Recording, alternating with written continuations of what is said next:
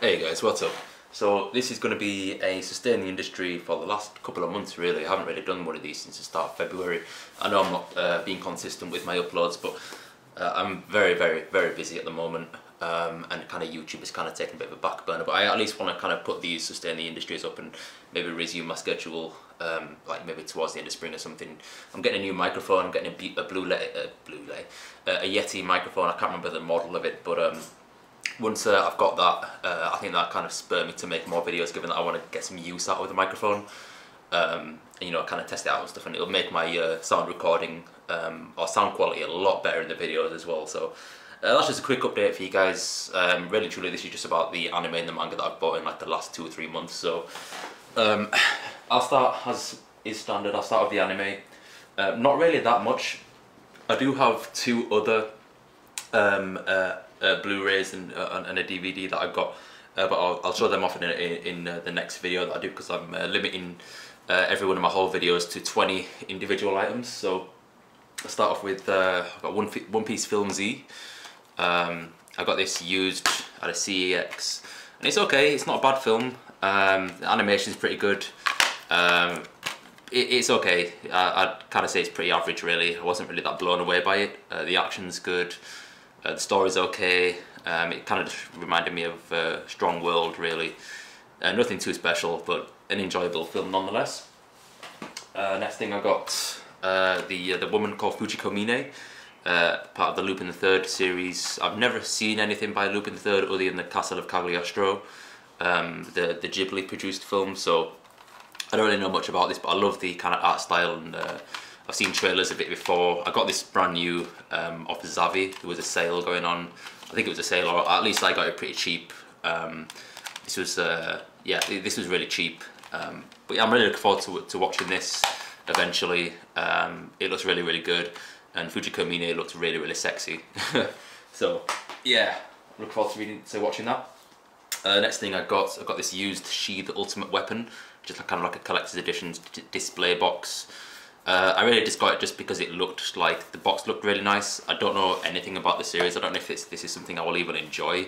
Again, I got this used. It was really cheap for like £12 in a new like CEX type store that's opened up near me. They've got a really nice anime section. So yeah, I don't know. I might like this. I might hate it, but no real loss for me. It was only £12, so. Yeah, She the Ultimate Weapon, and I have seen this dotted around like in CEX for like the longest of time, and thought, I might pick this up one day. Yeah, it looks like it might be kind of crap. You know, the whole idea of, you know, children, you know, being turned into weapons and stuff. That's kind of gist of what I got from it. But it might be good. I don't know. It might be quite pretentious. Who knows? And the final anime I got was Bayonetta Bloody Fate, the Steelbook Collector's Edition. I simply got this just because it's a really nice steelbook. I've never played a Bayonetta game, but I do like. I would like to play a Bayonetta game at some point. The case is absolutely beautiful. Pretty bare bones in like the inside. Literally nothing. Just the disc and some kind of like background art. In terms of the actual release, like what's on the actual Blu-ray itself, I don't really know. Let's have a look. Bonus features, yeah, it's pretty bare bones. I mean, there's a director's commentary, storyboards, and a US trailer. The only thing that really makes it a collector's edition is the actual fact that it's in a steelbook. But again, I got it really cheap off Zavi. I got this at the same time that I got the woman called Fujiko Mine. So I think I got both of these for like under £15. I think like one was £7 and another one was like £10. No, I don't know. I know it was really cheap. So anyway, now on to the manga. What time are we on? 4 minutes in. That's all right. Okay. Let's see. I'll show you these first. I guess this is also got an anime in it as well, and that's the special edition of Attack on Titan Volume 17. I finally caught up to Attack on Titan. I'm up to date with the latest chapters on Crunchyroll. I don't know if there's been one more chapter released, but I've gotten the whole big kind of reveals that the series was teasing for like the longest time, and honestly, I can genuinely say I'm quite disappointed with the direction that it's gone in. It's gone in a direction that has been kind of overused, I feel, in shonen manga. So it's a real disappointment. I'm probably not going to enjoy Attack on Titan as much as I did, you know, for like the first 10 or so volumes. let's just open this up and have a look inside. The cover itself, it's just like the normal kind of volume. Nothing really on it. There's like no serial or barcode, and it comes with an OVA, Ilsa's Notebook. I think this is the one where Squad Levi are outside the walls and they come across that letter. It's like a document of the final moments of some random Survey Corps member who comes across a Titan that's very, very, very different. I don't want to spoil anything because it was cut out of the actual anime series. It was in like volume 5 of the manga. Yeah, it's like the last written account of a Survey Corps member who died like however long ago, and she documents seeing a really, really abnormal Titan, like abnormal even to abnormal standards. So yeah, I'm looking forward to watching this. Understandably, it's Region 1. I need to get a new Region 1 DVD player, as I never brought that with me when I moved house. So, but no problem. I'll probably just buy a normal kind of Region 2 DVD player and just unlock it myself, because that's what I did with my other Region. It was actually a Region 0 DVD player, so I could play anything on it. So I could just buy a normal DVD player and do that again. No real biggie. I'm not really in a rush to watch this, to be honest. I already know what it's about. And as I said, I was catching up with Attack on Titan, so I've got the volume 18 there. Yeah, volume 18, volume 19, volume 19, and what was the latest release at the time that I bought this, volume 20. I believe 21 has been released now, or is due to be released in the next week or so. But yeah, I still enjoy Attack on Titan, but it's lost its I don't know, je ne sais quoi, I guess you could say, if I'm using that in the right context. I don't know, whatever. A new release, or should I say a new series for me that I'm picking up is One Punch Man. I've got volume 1 there. I'd kind of resigned myself to never picking up another, you know, long-running shonen series, as it takes up too much shelf space and it's too much time and dedication. I don't want to invest in longer series again. But I made an exception with One Punch Man, as it was something that I was I have been very interested in since about 2014ish, when before it was released in English. Yeah, you know, I'd heard about it, like, and it wasn't as popular as it is today. I got volume 2 there as well. Yeah, I really like the concept of it, like just a guy who can kill things in one punch. So I got the first 2 volumes, and yeah, I liked it. It was good. I might carry this on, or I will carry this on, in fact. See where it goes. Next, I caught up with some One Piece. I haven't bought One Piece in a very, very, very long time. Volume 77, I think I bought about a year ago, and I hadn't picked up any volumes since then. So we've got volume 78 here. I bought all of these in one go and just kind of, you know, blasted through them in like a couple of hours. Volume 78, volume 79. We get Luffy's new form. You can see on the cover there. This is a really good volume. It's kind of like the wrap up of the whole Dressrosa arc, which I personally feel went on for way too long, much longer than it should have. One thing that's kind of like peeing me off about these releases as well is the fact that it's been the New World arc now since like volume 60, so it's looking a little bit odd on my shelf. I'd really like if Viz, you know, kind of, you know, changed the name of the arc at some point, because in this New World arc we've had like the Fishman Island arc, the Punk Hazard arc, and now the Dressrosa arc. It's, yeah, you know, they need to kind of change the whole New World thing at the top. Got volume 80 here. Now we're going into another arc, the Zoe arc, I believe, and it still says New World. So I mean, volume 80 here. I'd like them to be able to change. Look, it's like 20 volumes of the whole One Piece series have this New World, you know, kind of sub arc title thing. It's getting a bit irritating. So, and here we go. This is like the first volume of the Zoe arc, and this one's looking really promising. It's kind of reminding me. I'm kind of getting a few Skypiea vibes from this. Given that the island that they're on isn't something that you can locate with like a log pose. I'm kind of getting those Skypiea vibes from this, so I don't know where it's going to go. We're getting a few hints with that Kaido may appear. I know he's already appeared in the manga. I've seen it. I've already been spoiled for that, to be honest. I've heard people talking about it, so yeah, One Piece is still okay in my books. Next thing, something I'm buying slowly but steadily, Master Keaton.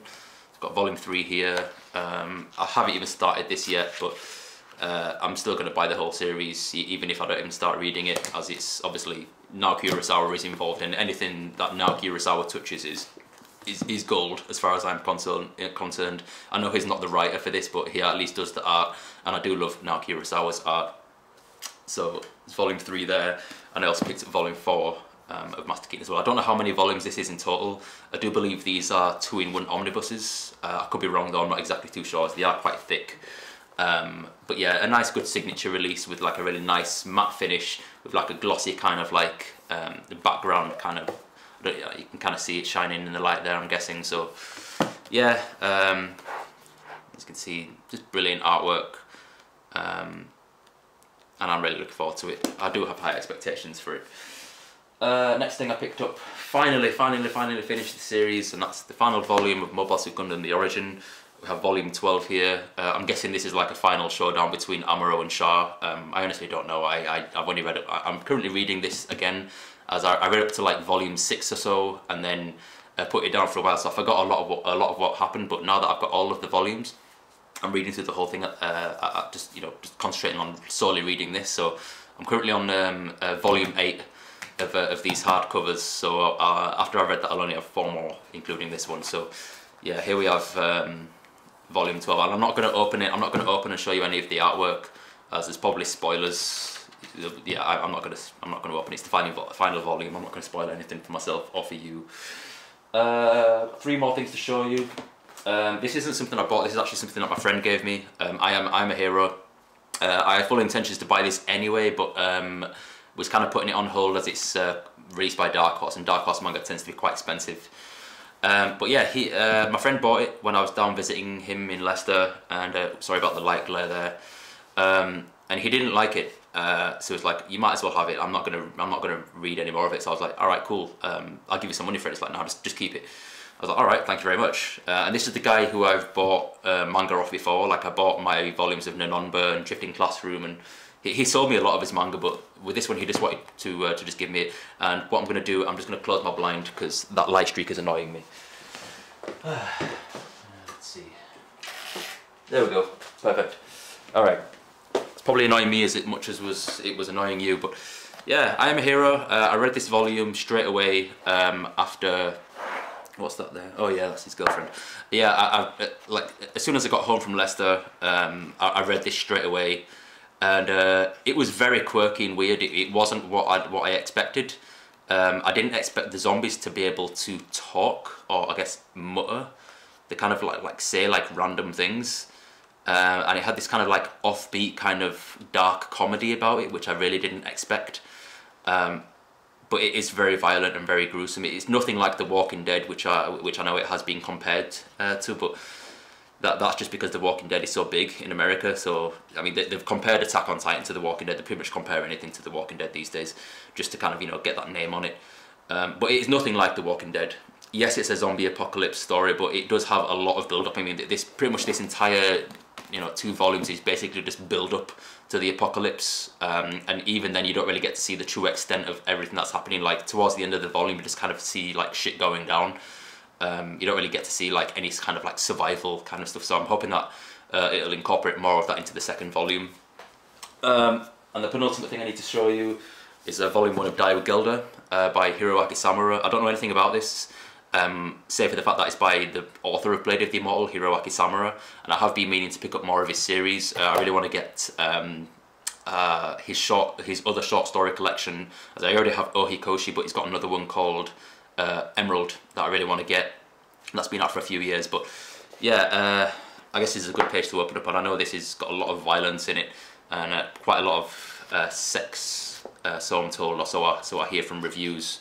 So I'm going to try and flick through this without, showing you any crazy scenes. Yeah, apparently it's got like a really crazy lesbian scene in it as well, from a reviewer that I heard of it, but I don't know whether that's true. I haven't read it yet. But I don't know when a volume 2 of this comes out, or if this is like the only volume. I'm guessing there is more than 1 volume. But I do have high hopes for this, as I love Higaraki Samura. I finished Blade of the Immortal and the ending was fantastic, so I know he's a fantastic author. And the final thing I'm going to show you is the thing I'm most excited for in this entire haul, and that's Volume 1 of Blame by Satomu Nihei. I read Biomega. I've owned Biomega for years now. Tried to read it when I was younger. Didn't really like it. Couldn't get into it, as you know, I haven't really refined my tastes. But read through it, you know, for the first time, you know, in its entirety last year, and absolutely fell in love with it. I also have Knights of Sidonia, but I'm missing like the last 4 volumes. And now I have this Blame, the Master Edition. I remember watching a video by, I believe it was Bakamatsu a few years ago, and he got the Japanese versions of this, and I was thinking to myself, oh God, if only those were released in English. And lo and behold, what happens?